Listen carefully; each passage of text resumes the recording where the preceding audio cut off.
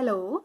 आज का जो हमारा टॉपिक है वो है ब्लड कॉम्पोजिशन एंड फंक्शन, यानी कि ब्लड के कॉम्पोजिशन क्या होती है और इसके फंक्शन क्या होते हैं।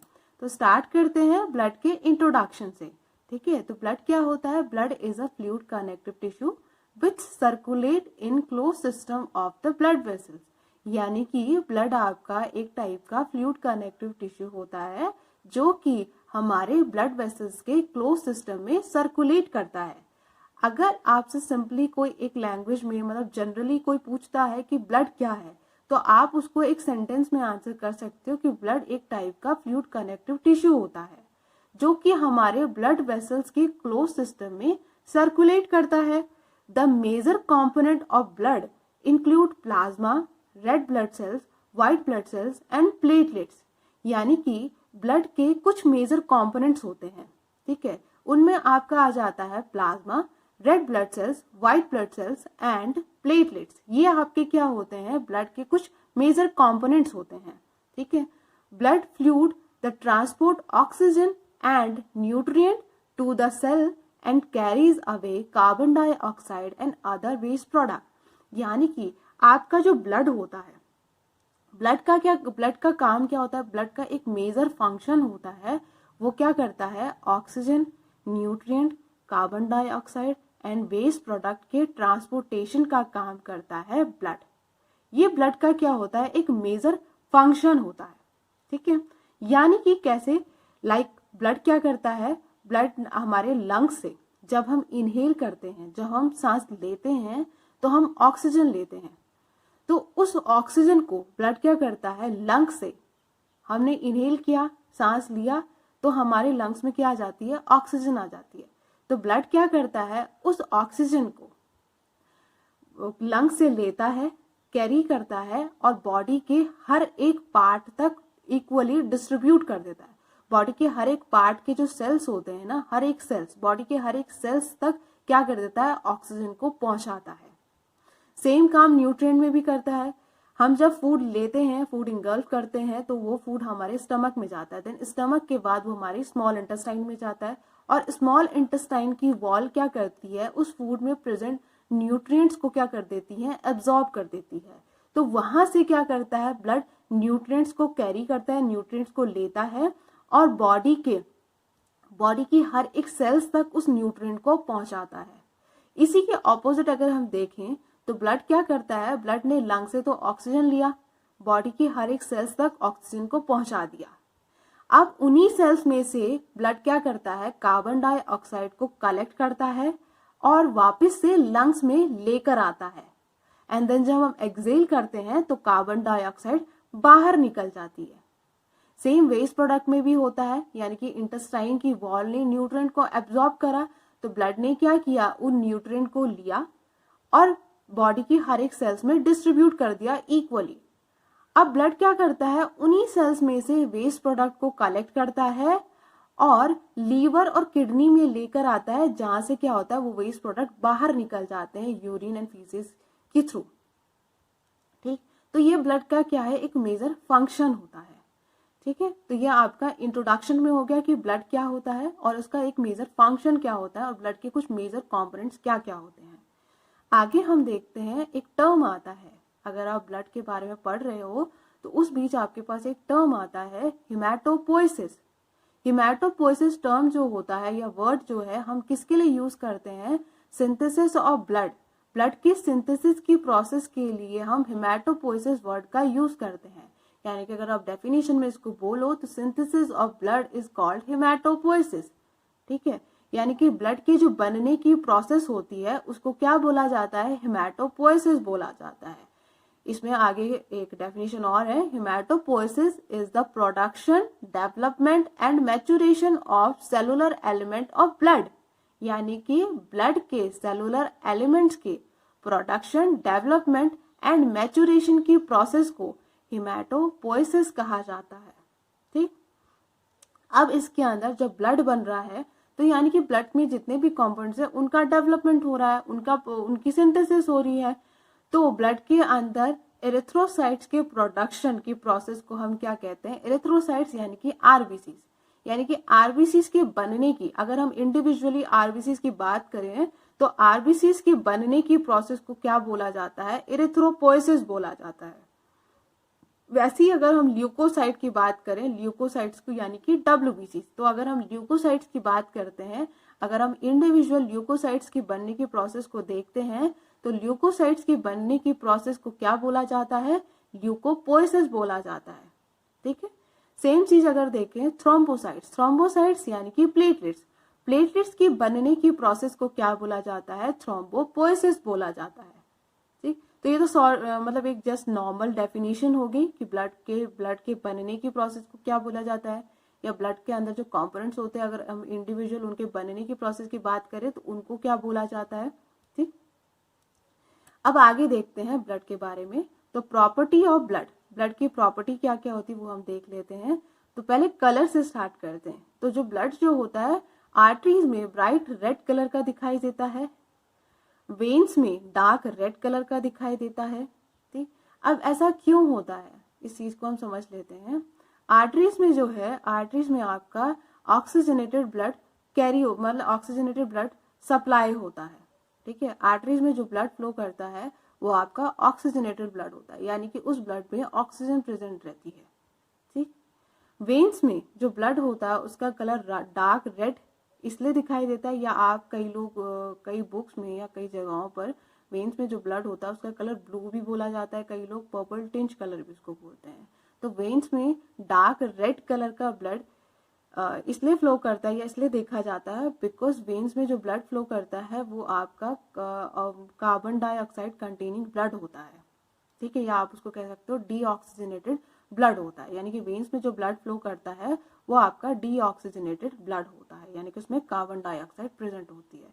इसी वजह से वेन्स में जो ब्लड फ्लो करता है वो आपका डार्क रेड कलर का दिखाई देता है, और आर्टरीज में जो ब्लड फ्लो करता है वो ब्राइट रेड कलर का दिखाई देता है, बिकॉज आर्टरीज में भी ब्लड फ्लो करता है वो आपका ऑक्सीजनेटेड ब्लड होता है, और वेन्स में जो ब्लड फ्लो करता है वो आपका डीऑक्सीजनेटेड ब्लड होता है।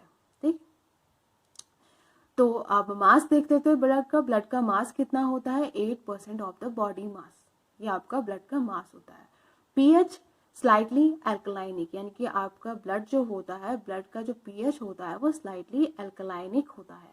ठीक है, यानी कि पीएच इसका कितना होगा 7.35 टू 7.45, यानी कि अगर आप पीएच मीटर लेते हो तो पीएच मीटर पे 7 पीएच एक न्यूट्रल पीएच माना जाता है।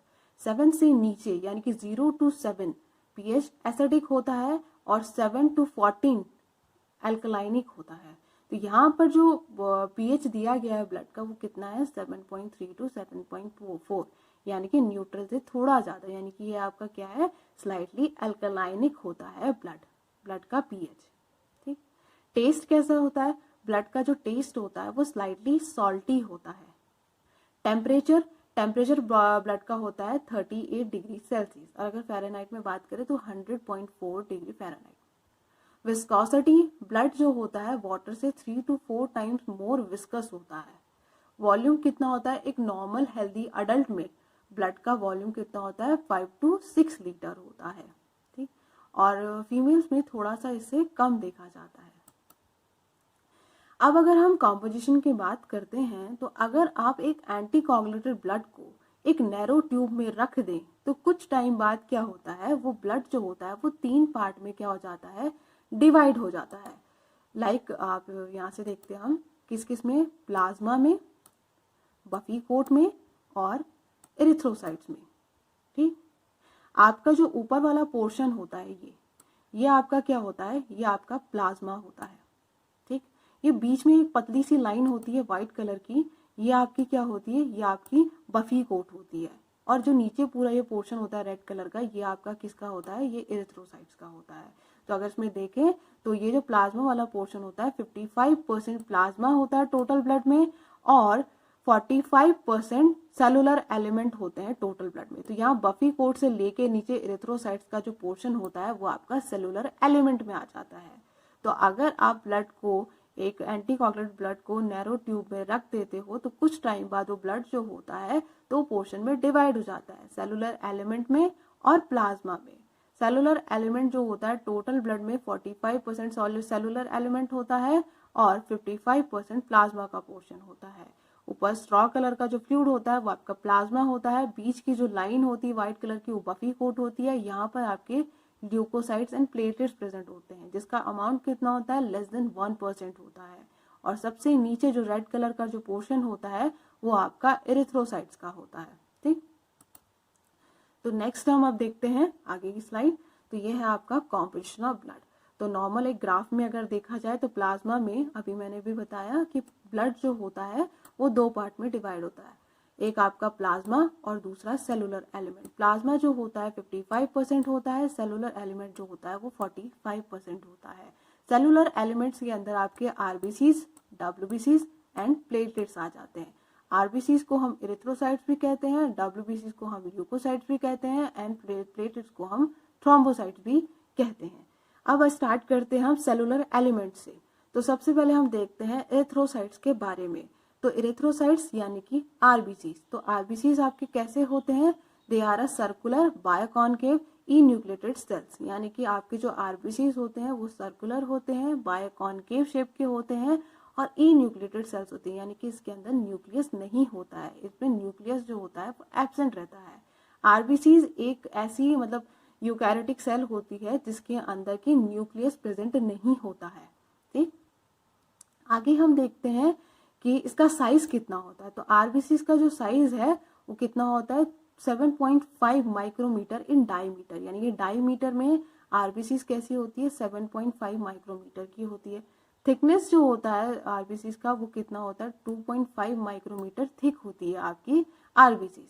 आरबीसीज की लाइफ स्पैन कितनी होती है, लाइफ टाइम कितनी होती है, कितने टाइम तक आरबीसीज रहती हैं? तो आरबीसीज की जो लाइफ स्पैन होती है वो कितनी होती है 120 डेज की। किसी किसी बुक में 100 to 120 डेज भी लिखा होता है तो वो बिल्कुल करेक्ट है। 100 to 120 डेज की लाइफ स्पैन होती है आरबीसीज की। RBCs contain blood pigment called haemoglobin, यानी कि आरबीसीज के अंदर ब्लड पिगमेंट प्रेजेंट होता है जिसको हम हीमोग्लोबिन कहते हैं। ठीक है, total haemoglobin in our body is about 900 gram, यानी कि बॉडी के अंदर जो टोटल हीमोग्लोबिन होता है ना वो कितना होता है, हमारी बॉडी के अंदर टोटल हीमोग्लोबिन होता है 900 gram. It occupy about 1/3 part of RBCs, यानी कि आपके आरबीसीज के 1/3 पार्ट पर क्या रहता है, हीमोग्लोबिन ही रहता है।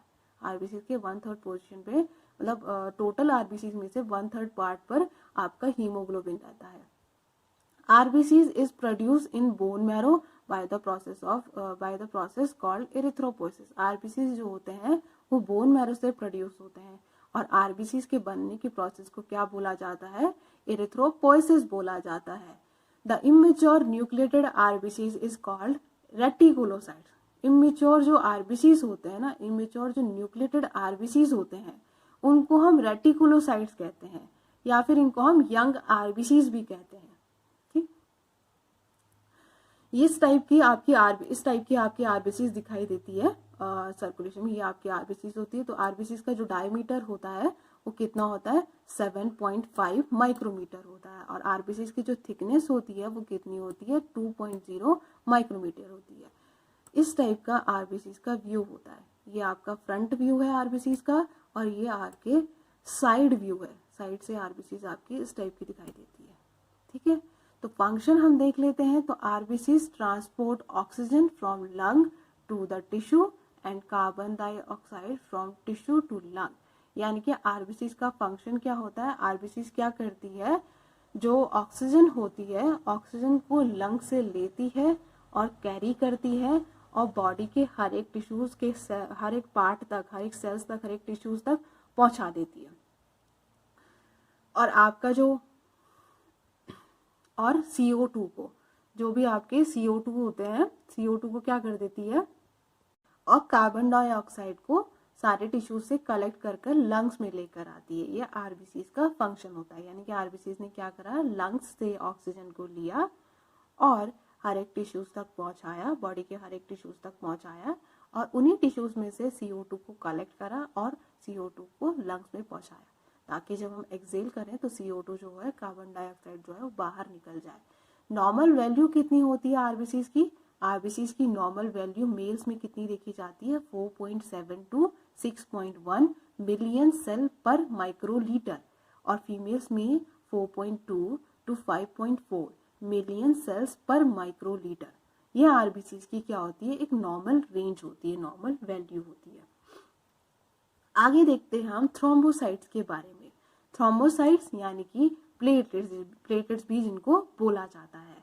तो प्लेटलेट्स आपके कैसे होते हैं, ये आपके एन्यूक्लिएटेड राउंड टू पॉलीग्लोनल एंड बायोकॉन्वेक्स शेप के होते हैं। मतलब राउंड होते हैं, पॉलीग्लोनल होते हैं और बायोकॉन्वेक्स शेप के आपके प्लेटलेट्स होते हैं। एवरेज लाइफ स्पैन प्लेटलेट्स की कितनी होती है 5 to 10 डेज की होती है। यानी कि जो आपके आरबीसी आपके जो प्लेटलेट्स होते हैं वो 5 से 10 दिन तक ही रहते हैं।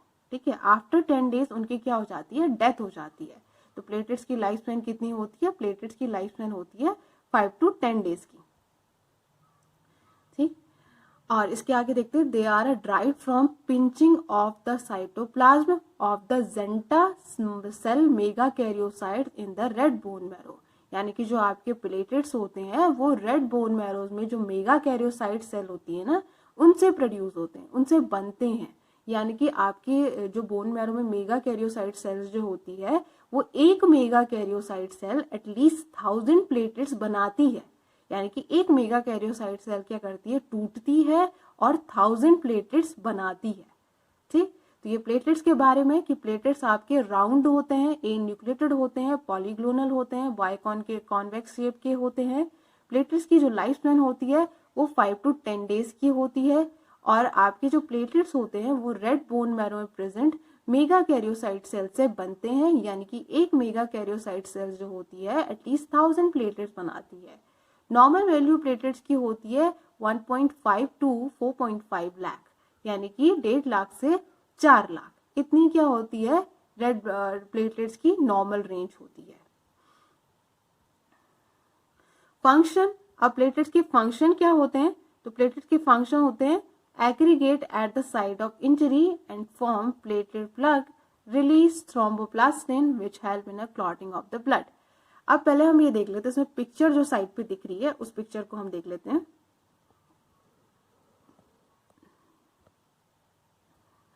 तो ये जो है ये राउंड शेप में पीछे ये आपकी प्लेटलेट्स होती हैं।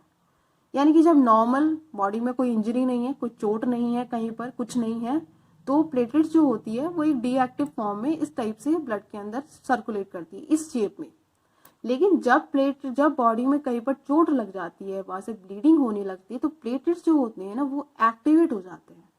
और जब प्लेटलेट्स एक्टिवेट हो जाते हैं तो उनके क्या होते हैं, कुछ ये स्यूडोपोड्स निकल आते हैं, ये आर्म शेप के, उनके एक आर्म्स निकल आते हैं जिनको हम क्या कहते हैं, प्लेटलेट्स के क्या आ जाते हैं, आर्म्स निकल के आ जाते हैं जिनको हम स्यूडोपोड्स कहते हैं। ठीक है, जैसे ही प्लेटलेट्स क्या होती है एक्टिवेट होती है और इन्हीं की हेल्प से क्या होता है, इन्हीं आर्म्स की हेल्प से, इन्हीं स्यूडोपोड्स की हेल्प से क्या होता है, एक प्लेटलेट जो होती है वो दूसरे प्लेटलेट्स में प्लेटलेट्स के साथ चिपक जाती है और इंजर्ड साइड की तरफ जहां से ब्लीडिंग हो रही है वहां पर एक प्लग फॉर्मेशन हो जाता है, एक प्लग बन जाता है। ठीक, तो प्लेटलेट का फंक्शन क्या होता है, जब भी कहीं पर इंजरी होती है, चोट लगती है और वहां से ब्लीडिंग होने लगती है तो उस साइड पर प्लेटलेट जाके क्या हो जाती है, एग्रीगेट हो जाती है, यानी कि बैठ जाती है, चिपक जाती है, आपस में एक दूसरे के साथ चिपक जाती है, वहां पे बैठ जाती है और एक प्लग बना देती है, जिसको हम क्या बोलते थे, जिसको हम प्लेटलेट्स प्लग कहते हैं। ये एक टाइप का टेम्परेरी प्लग होता है, यानी कि ये प्लग जो होता है इंजरी के विद इन अ सेकेंड वहां पर अपेयर हो जाता है इंजर्ड साइड पे। ठीक, और देन वहां से क्या होता है, ये प्लग क्या सिक्रीट करते हैं, ये थ्रोम्बोप्लास्टिन को सिक्रीट करते हैं जो कि परमानेंट ब्लड क्लॉटिंग मतलब ब्लड परमानेंट प्लग बनाने में हेल्प करता है। ठीक, अब आगे हम देखते हैं डब्ल्यूबीसीज के बारे में। तो डब्ल्यूबीसीज आपके कैसे होते हैं, लार्ज साइज के होते हैं। डब्ल्यूबीसीज जो होते हैं वो लार्ज साइज के होते हैं, ओवल इन शेप में ओवल होते हैं और सेल कंटेन न्यूक्लियस, यानी कि डब्ल्यूबीसीज में न्यूक्लियस होता है। डब्ल्यूबीसीज जो सेल्स होती हैं उनमें न्यूक्लियस प्रेजेंट होता है। सम ऑफ देम हैव ग्रेन्यूल्स, और कुछ में क्या होते हैं, ग्रेन्यूल्स भी प्रेजेंट होते हैं। कुछ डब्ल्यूबीसीज में क्या होते हैं, ग्रेन्यूल्स भी प्रेजेंट होते हैं। समझ के इतना कि डब्ल्यूबीसीज क्या है, डब्ल्यूबीसीज जो होते हैं वो लार्ज साइज के होते हैं, ओवल इन शेप्ड होते हैं, यानी कि ओवल शेप के होते हैं और इनके इन सेल्स में न्यूक्लियस प्रेजेंट होता है और कुछ डब्ल्यूबीसीज के अंदर ग्रेन्यूल्स भी प्रेजेंट होते हैं। होते हैं। ग्रेन्यूल्स कैसे, अब आगे हम उसको देखेंगे आगे की स्लाइड्स में।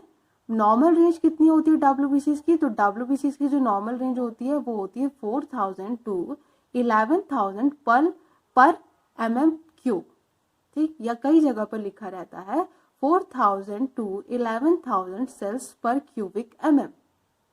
ठीक, दो टाइप के आपके डब्ल्यूबीसीज होते हैं, ग्रेन्युलोसाइट्स एंड एग्रेन्युलोसाइट्स। ठीक है, दो टाइप के आपके क्या होते हैं डब्ल्यूबीसीज होते हैं, ग्रेन्युलोसाइट्स और एग्रेन्युलोसाइट्स।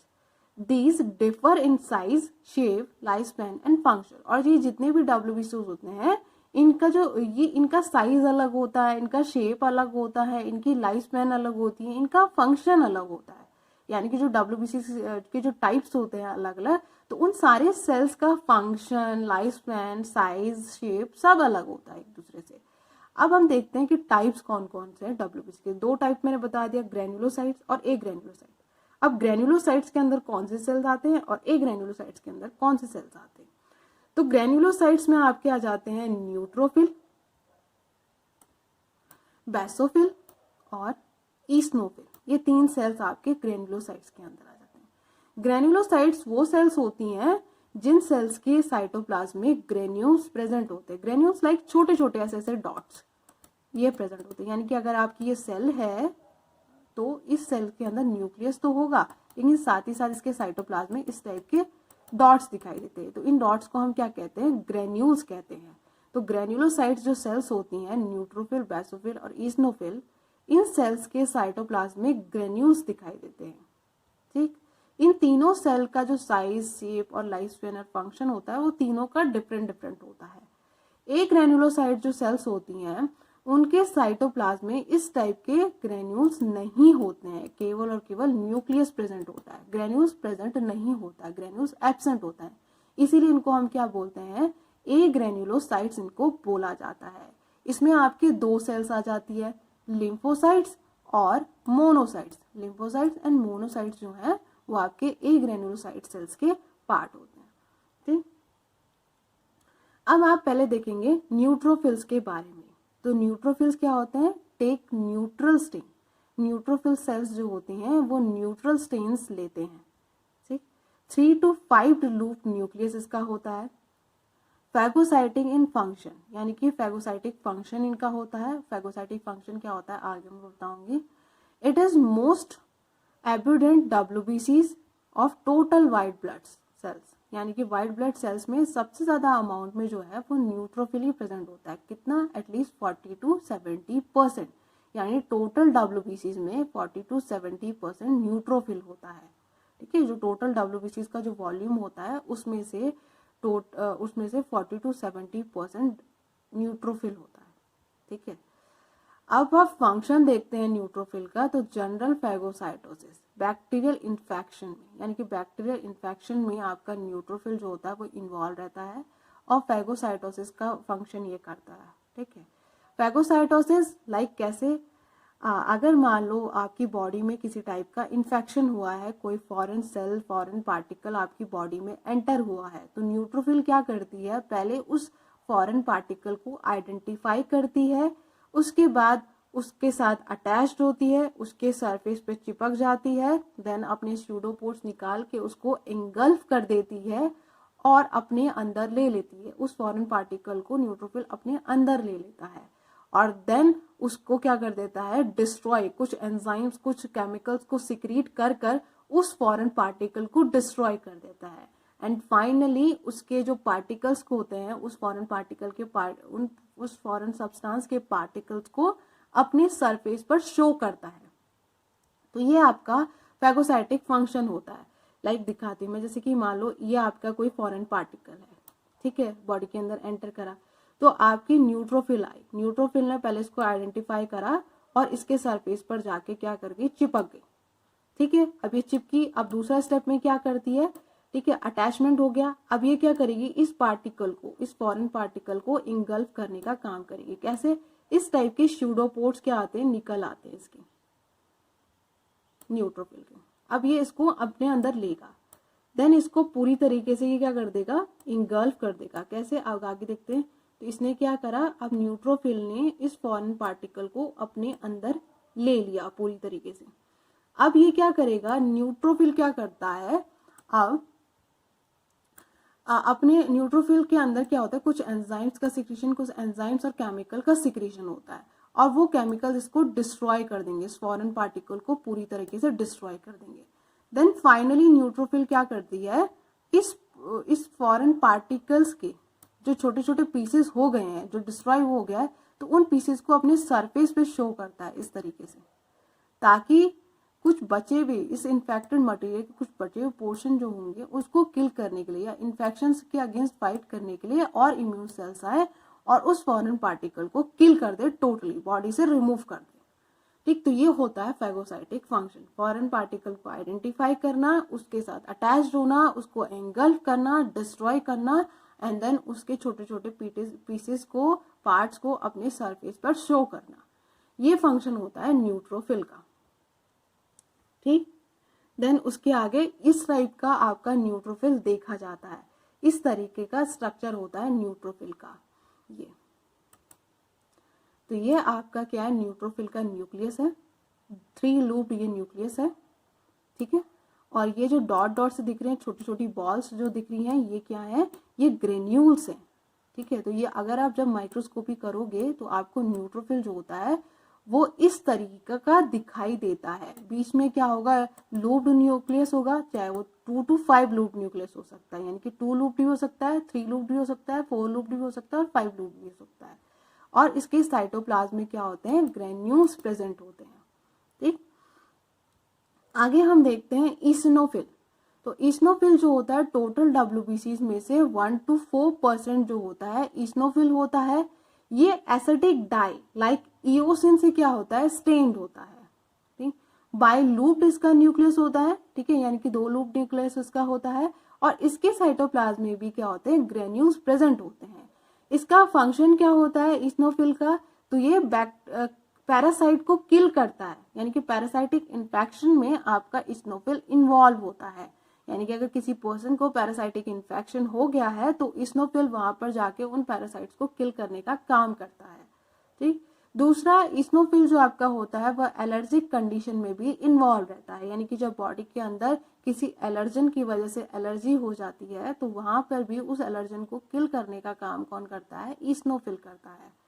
ठीक, अब ईसिनोफिल का स्ट्रक्चर हम देख ले, तो ईसिनोफिल का स्ट्रक्चर कैसा होता है, इस टाइप का ईसिनोफिल का स्ट्रक्चर देखा जाता है, यानी कि बाइलूप्ड है, यानी 2 लूप्ड है।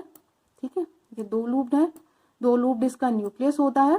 ठीक, और ये छोटे छोटे ग्रेन्यूल्स इसके साइटोप्लाज्म में प्रेजेंट होते हैं। तो अगर आप माइक्रोस्कोपी करते हो ब्लड सैंपल की स्मेयर बना के स्टेन करके, तो आपको ईसिनोफिल जो होगा वो इस स्ट्रक्चर में आपको दिखाई देगा। ठीक, आगे हम देखते हैं बेसोफिल। तो बेसोफिल जो होता है वो टोटल WBCs में ओनली 1% आपके बेसोफिल होते हैं। नॉर्मल कंडीशन में बेसोफिल जो होता है वो नहीं दिखाई देता है माइक्रोस्कोपी में।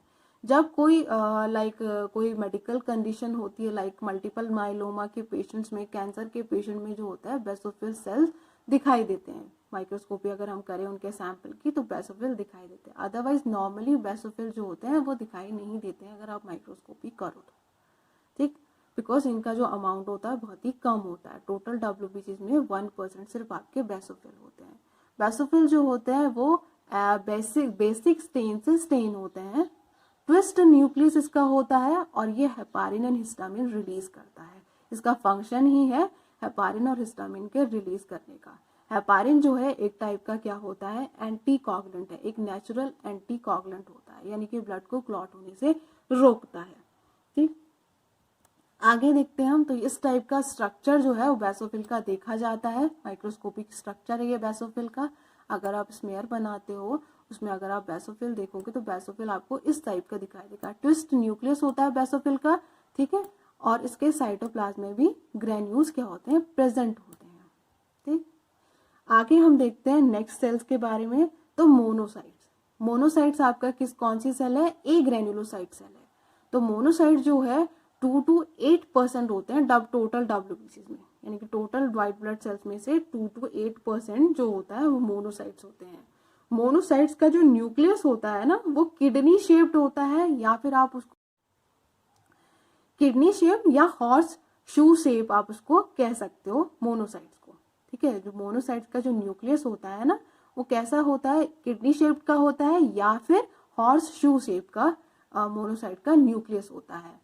इट इज द लार्जेस्ट डब्ल्यूबीसीज। और ये डब्ल्यूबीसीज जो 5 टाइप है ना, इस्नोफिल, बेसोफिल, मोनोसाइट्स, लिम्फोसाइट्स और न्यूट्रोफिल, इन 5 सेल्स में से सबसे बड़ा सेल होता है मोनोसाइट। साइज में सबसे बड़ा होता है मोनोसाइट, सबसे लार्जेस्ट सेल है, ठीक। Nucleus is large kidney shaped, they are a phagocytic. ये भी कैसी होती है, फैगोसाइटिक सेल होती है, यानी कि फैगोसाइटोसिस का फंक्शन परफॉर्म करती है। फैगोसाइटोसिस मैंने अभी पहले आपको न्यूट्रोफिल में भी बताया था, ठीक है। तो ये किस बैक्टीरिया मतलब किस इन्फेक्शन के अगेंस्ट फैगोसाइटिक फंक्शन परफॉर्म करती है, तो ये टाइफाइड और मलेरिया के पार्टिकल के अगेंस्ट फैगोसाइटोसिस का फंक्शन परफॉर्म करती है, यानी कि टाइफाइड और मलेरिया के पार्टिकल्स को किल करने का ये काम करता है मोनोसाइट्स। इस टाइप का आपको मानो मोनोसाइट्स दिखाई देता है, ये माइक्रोस्कोपिक पिक्चर है मोनोसाइट्स की, इस टाइप का आपको मोनोसाइट्स दिखाई देता है, ठीक। किडनी शेप इसका क्या है, न्यूक्लियस होता है, किडनी या हॉर्स शू शेप आप इसको कह सकते हो। इसके साइटोप्लाज्म में ग्रेन्यूल्स नहीं होते, दिखाई नहीं दे रहे ना, तो इसमें ग्रेन्यूल्स नहीं होते हैं, इसीलिए हम इनको ए ग्रेन्युलोसाइट्स की कैटेगरी में रखते हैं। आगे हम देखते हैं लिम्फोसाइट्स। तो लिम्फोसाइट्स जो आपके होते हैं वो 20 to 40% होते हैं। टोटल डब्ल्यूबीसीज में 20 to 40% जो होते हैं वो लिम्फोसाइट्स होते हैं। Lymphocytes large round nucleus cell होती है, यानी कि लिम्फोसाइट्स के अंदर जो न्यूक्लियस होता है ना, वो लार्ज राउंड न्यूक्लियस होता है। दे प्रोड्यूस एंटीबॉडी, और ये एंटीबॉडीज प्रोड्यूस करता है।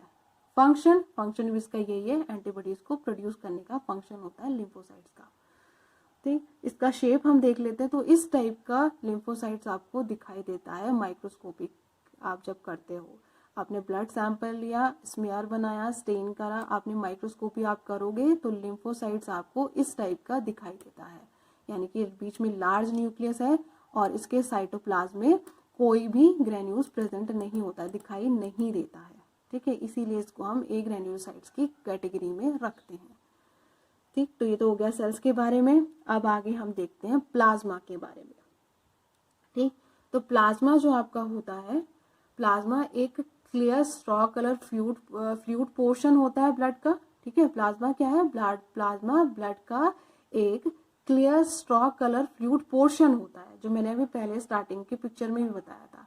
टोटल ब्लड वॉल्यूम में से 55% जो होता है वो प्लाज्मा होता है और 45% सेलुलर एलिमेंट होता है।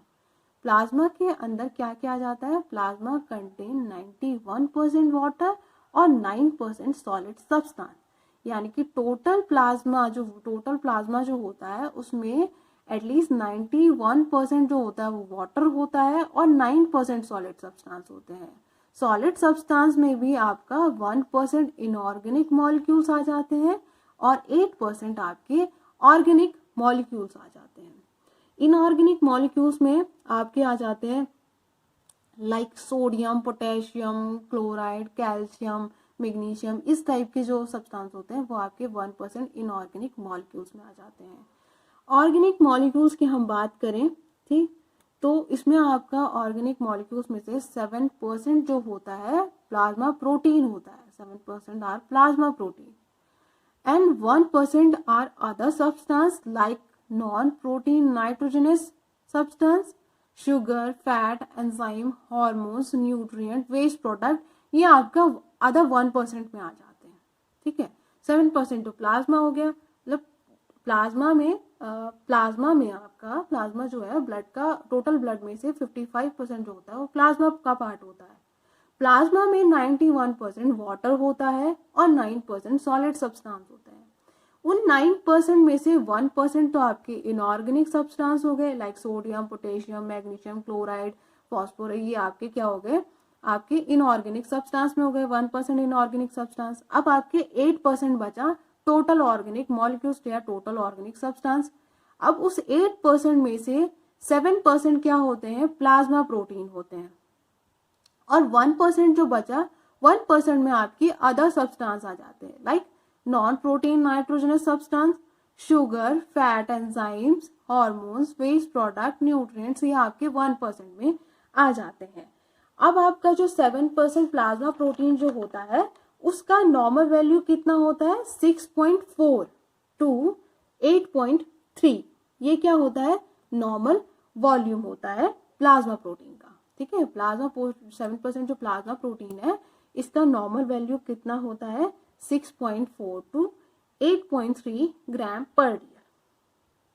अब प्लाज्मा प्रोटीन के कंपोनेंट्स की अगर बात करते हैं तो इसमें भी प्लाज्मा प्रोटीन में 55% क्या होता है आपका एल्बुमिन होता है।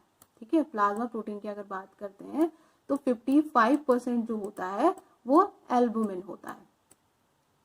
ठीक, और आपका 38%, ठीक है, 38% की अगर हम बात करते हैं तो वो क्या होता है आपका ग्लोबुलिन होता है।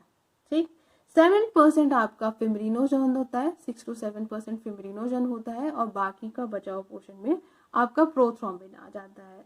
तो एल्बुमिन जो होता है, एल्बुमिन का नॉर्मल रेंज कितना होता है 3 to 5 ग्राम पर डीएल होता है। ठीक है, अब एल्बुमिन का फंक्शन क्या होता है, प्रोटीन में जो प्रोटीन के कंपोनेंट हम देख रहे हैं तो प्रोटीन के जो कंपोनेंट है उनमें आपका जो प्रोटीन के हम कंपोनेंट देख रहे थे तो प्रोटीन के कंपोनेंट में 55% क्या होता है एल्बुमिन होता है। एल्बुमिन का नॉर्मल रेंज कितना है 3 to 5 ग्राम पर डीएल है। 38% क्या होता है 38% आपका क्या होता है ग्लोबुलिन होता है और 6 to 7% आपका क्या होता है फिब्रिनोजन होता है और बाकी आपका 0 to 1% प्रोथ्रोम्बिन होता है। एल्बुमिन जो होता है, एल्बुमिन का काम क्या होता है वो हम देख लेते हैं। एल्बुमिन क्या करता है, एल्बुमिन ब्लड में वाटर मॉलिक्यूल को बाइंड करता है। एल्बुमिन की हेल्प से क्या होता है ब्लड में वाटर मॉलिक्यूल्स बाइंड रहते हैं। ठीक है, जुड़े हुए रहते हैं एल्बुमिन की हेल्प से। अगर एल्बुमिन जो है वो कम हो जाए, एल्बुमिन का लेवल अगर डिक्रीज हो जाए तो क्या होगा वाटर मॉलिक्यूल ब्लड से निकल कर कहाँ पर आ जाएंगे टिश्यूज में आ जाएंगे और जब वाटर मॉलिक्यूल टिश्यूज में आ जाएंगे तो टिश्यूज में क्या हो जाएगी स्वेलिंग हो जाएगी, इनकी एडिमा की कंडीशन आ जाती है। तो ये एल्बुमिन का फंक्शन होता है, एल्बुमिन ब्लड में वाटर मॉलिक्यूल्स को बाइंड करके रखता है। ठीक, दूसरा आपका जो ग्लोबुलिन होता है, ग्लोबुलिन का फंक्शन क्या होता है, ग्लोबुलिन डिफेंस मैकेनिज्म में काम करता है। कैसे, ग्लोबुलिन आपके एक टाइप के क्या होते हैं एंटीबॉडीज होते हैं जैसे कि alpha beta and gamma globulin. ठीक है, अल्फा ग्लोबुलिन जो होता है 13% होता है, बीटा ग्लोबुलिन 14% होता है, गामा ग्लोबुलिन 11% होता है। तो ग्लोबुलिन जो होता है वो डिफेंस मैकेनिज्म में काम करता है, यानी कि हमारी बॉडी को इन्फेक्शन से डिजीज से बचाता है, प्रोटेक्ट करता है। फिब्रिनोजन, फिब्रिनोजन का काम होता है ब्लड क्लॉटिंग में। जब भी कहीं पर इंजरी होती है, चोट लग जाती है तो उस टाइम पर क्लॉटिंग मैकेनिज्म एक्टिवेट होता है, फिब्रिनोजन फिब्रिन में कन्वर्ट हो जाता है और फिब्रिन क्या बनाता है एक फाइनल प्लग बनाता है। प्रोथ्रोम्बिन भी आपके क्लॉटिंग मैकेनिज्म में इन्वॉल्व रहता है। ठीक, अब अगर हम बात करें नॉन प्रोटीन सब्सटेंस की या फिर 1% अदर सब्सटेंस की, तो 1% अदर सब्सटेंस में जो नॉन प्रोटीन नाइट्रोजनस सब्सटेंस होता है उसका नॉर्मल रेंज होता है 28 to 40 mg पर डीएल।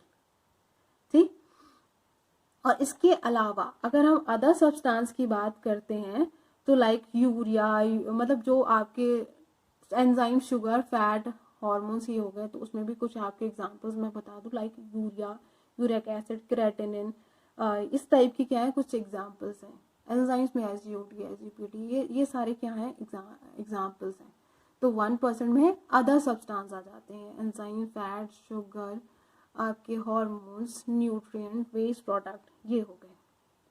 अब प्लाज्मा का फंक्शन क्या होता है, प्लाज्मा का एक इम्पॉर्टेंट फंक्शन होता है, एक तो वो ब्लड की विस्कोसिटी को मेंटेन करता है, दूसरा प्लाज्मा क्या करता है डिजॉल्व ऑक्सीजन ट्रांसपोर्टेशन का काम करता है। ठीक, तीसरी चीज क्या होती है कि प्लाज्मा जो हीट प्रोड्यूस, मतलब हीट के मतलब आप कह सकते हो कि जो टेम्परेचर रेगुलेट करने का काम भी क्या करता है प्लाज्मा करता है। कैसे, अब क्या होता है कि जहां पर जिस सेल्स में मेटाबॉलिज्म चलता है, ठीक है, जब कभी किसी सेल में क्या चल रहा है मेटाबॉलिज्म का काम चलता है, मान लो फॉर एग्जांपल लीवर सेल में लीवर सेल में जब मेटाबॉलिज्म का काम चलता है तो वहां पे जब मेटाबॉलिज्म चल रहा है, एनर्जी बन रही है, एनर्जी जनरेट होती है, तो हीट भी प्रोड्यूस होती है। तो उस जगह में जो हीट प्रोड्यूस होती है तो उस हीट को प्लाज्मा क्या करता है, इक्वली पूरी वहां से कलेक्ट करके इक्वली पूरी बॉडी में डिस्ट्रीब्यूट करता है, जिसके थ्रू क्या होता है कि बॉडी का टेम्परेचर क्या होता है, मेंटेन रहता है। अगर प्लाज्मा हीट डिस्ट्रीब्यूट ना करे तो क्या होगा, जिस जगह पर क्या हुआ है, जिस जगह पर मेटाबॉलिज्म चला है, एनर्जी जनरेट हुई है, वो सेल क्या हो सकते हैं, उस हीट की वजह से वो सेल्स डिस्ट्रॉय हो सकते हैं। ठीक है, पूरी तरीके से डैमेज और डिस्ट्रॉय हो सकते हैं। तो इसीलिए प्लाज्मा क्या करता है, जहां पे हीट जनरेट हो रही है उस हीट को कलेक्ट करता है और इक्वली पूरी बॉडी में डिस्ट्रीब्यूट कर देता है। आगे हम देखते हैं फंक्शंस ऑफ ब्लड। तो ब्लड के फंक्शंस क्या होते हैं, कुछ तो मैंने आपको कॉम्पोजिशन के साथ ही एक्सप्लेन कर लिए, आरबीसी के फंक्शन, प्लेटलेट्स के फंक्शन और डब्ल्यूबीसी के फंक्शन, प्लाज्मा का फंक्शन, बट फिर भी थोड़ा बहुत मैं इसमें भी बता देती हूँ। तो ट्रांसपोर्टेशन का फंक्शन, ट्रांसपोर्टेशन यानी कि ब्लड क्या करता है, oxygen, carbon dioxide, nutrient and waste product के ट्रांसपोर्टेशन का काम करता है। कैसे, अभी मैंने आपको बताया था कि ब्लड क्या करता है, जब हम इनहेल करते हैं, जब हम सांस लेते हैं तो हमारी बॉडी में क्या आ जाता है, ऑक्सीजन आ जाता है। ठीक, ऑक्सीजन आ जाता है, और ऑक्सीजन आया तो ब्लड क्या करता है, उस ऑक्सीजन को लंग से कलेक्ट करता है। ठीक है, वो ऑक्सीजन हमने लिया, ऑक्सीजन हमारे लंग्स में है, तो ब्लड क्या करेगा, लंग से उस ऑक्सीजन को लेता है और बॉडी के हर एक सेल्स तक पहुंचा देता है, इक्वली डिस्ट्रीब्यूट कर देता है, और उन्हीं सेल से CO2 को कलेक्ट करता है और लंग्स में लेकर आता है, और देन जब एक्सहेल करते हैं तो वो CO2 बाहर निकल जाती है। ठीक, न्यूट्रिएंट एंड वेस्ट प्रोडक्ट का ट्रांसपोर्टेशन कैसे, अब हम जब फूड लेते हैं तो पहले वो स्टमक में जाता है, देन वो इंटेस्टाइन में जाता है, फिर इंटेस्टाइन में क्या होता है, उस फूड के अंदर जितना भी न्यूट्रिएंट होता है ना, वो इंटेस्टाइन की वॉल एब्जॉर्ब कर लेती है।